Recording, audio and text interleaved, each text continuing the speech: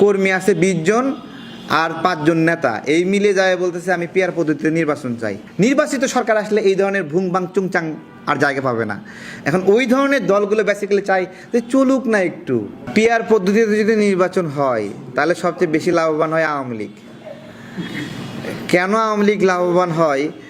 যে ধরেন এমনিতেই বাংলাদেশের যে অবস্থা, পিয়ার পদ্ধতিতে নির্বাচন হলে আলাদাভাবে এজেন্টও অতটা প্রয়োজন হবে না, দলভিত্তিক এজেন্ট বা এগুলো অনেক কার্যক্রম কমে যাবে। এবং যদি জনপ্রতিনিধি হিসেবে নির্বাচন হয় তাহলে দেখা যাচ্ছে যে আওয়ামী লীগ ধরেন 10টা-15টা আসন পাবে। কিন্তু যদি পিয়ার পদ্ধতিতে নির্বাচন হয় তাহলে অন্তত 20% ভোট আওয়ামী লীগ পাবে। আচ্ছা, 20% ভোট আওয়ামী লীগ পাবে মানে কি?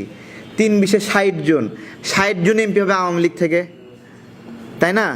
তো যারা পিয়ার পদ্ধতিতে নির্বাচন চাচ্ছে তারা কি এটা কখনো বিবেচনা করছে? অথবা কর্মী ধরলামই 1 লাখ আছে আর হলো নেতা আছে 200 জন, তারা পিয়ার পদ্ধতিতে নির্বাচন চায়।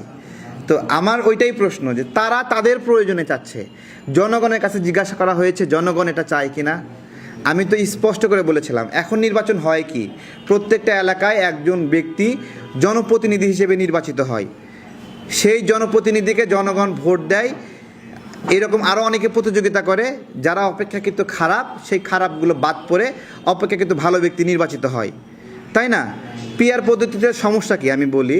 ধরেন একটা দল 5% ভোট পেয়েছে, কিন্তু বাংলাদেশের কোনো জায়গাতেই তারা আসন পাওয়ার মতো যোগ্য কেউ না। ভালো করে বোঝেন, কিন্তু কোনো জায়গাতেই তারা নির্বাচিত হওয়ার মতো কেউ না, কিন্তু 5% ভোট পেয়েছে। এই 5% ভোট পাওয়া মানে কি? 3-5-15টা সিট পাওয়া। এখন এই সিটটা ধরেন আপনার নোয়াখালীতে এমন একটা আসনে গেল, ওইখানে পিয়ার পদ্ধতিতে একজন এমপি পাইলো ওই ছোট একটা দল, কিন্তু ওই জায়গায় সত্যিকার অর্থে ভোট বেশি পাওয়ার মতো অন্য একজন জনপ্রতিনিধি, হ্যাঁ, ওই জায়গাতে সে ভোট পাইছে 1 লাখের মধ্যে 2000, এবং সারা দেশে এরকম 2000 করে ভোট পাইয়া সে হলো একটা পিয়ার পদ্ধতিতে একটা এমপি হয়েছে। কিন্তু সে তো কোনো এলাকার তাকে এমপি ঘোষণা করতে হবে, তাই যে এলাকায় যাবে সে এলাকাতেও সে 2000 ভোট পাইছে ধরেন। এখন ওই এলাকায় যে 1,98,000 ভোট পাইছে, সেই লোকের সাথে বিট দিয়ে ও ওখানে রাজনীতি করবে কিভাবে? আপনি পিয়ার পদ্ধতিতে বানাই দিলেন তাকে একটা এলাকার এমপি,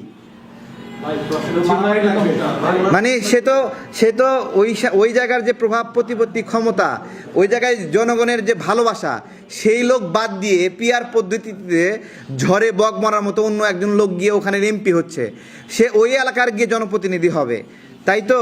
এখন ওই এলাকার মানুষ তো তাকে ভোটই দেয় নাই, সে গড় ভোট পেয়ে একটা এলাকার যায় এমপি হচ্ছে।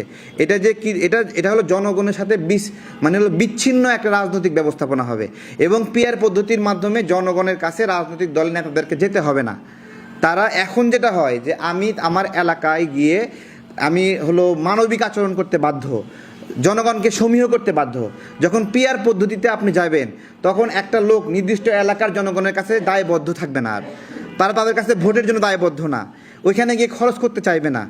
এইটা হলো বড় একটা সংকট তৈরি করবে, জনগণের লস হবে, জনগণের লস। রাজনৈতিক দলগুলো নিজের লাভের জন্য জনগণের এই বিষয়টাকে মানে ভুজুম ভাজুম বোঝাচ্ছে কি জানেন, যে 1% জনগণ কোনো একটা দলকে ভোট দিছে, তাহলে ওই ভোটের দাম দিতে হবে না। কি সূক্ষ্ম একটা চিন্তা দেখেন, যে 2% ভোট পাইছে, ওই ভোটের কি দাম নাই? ওই ভোটের দাম দিতে গিয়ে যেই লোক কোনো জায়গায় নির্বাচিত হবে না তাকে এমপি বানায় দেবে ওই 2% ভোটের ভিত্তিতে। আরে ভাই, ওই 2% তো সমন্বিত কোনো একজন এলাকার জনগণ না, তাই না? প্রত্যেকটা এলাকায় জনপ্রতিনিধি যে নির্বাচিত হবে, এই ব্যবস্থাপনাকে আঘাত করার উপায় হলো একটা পিয়ার পদ্ধতি।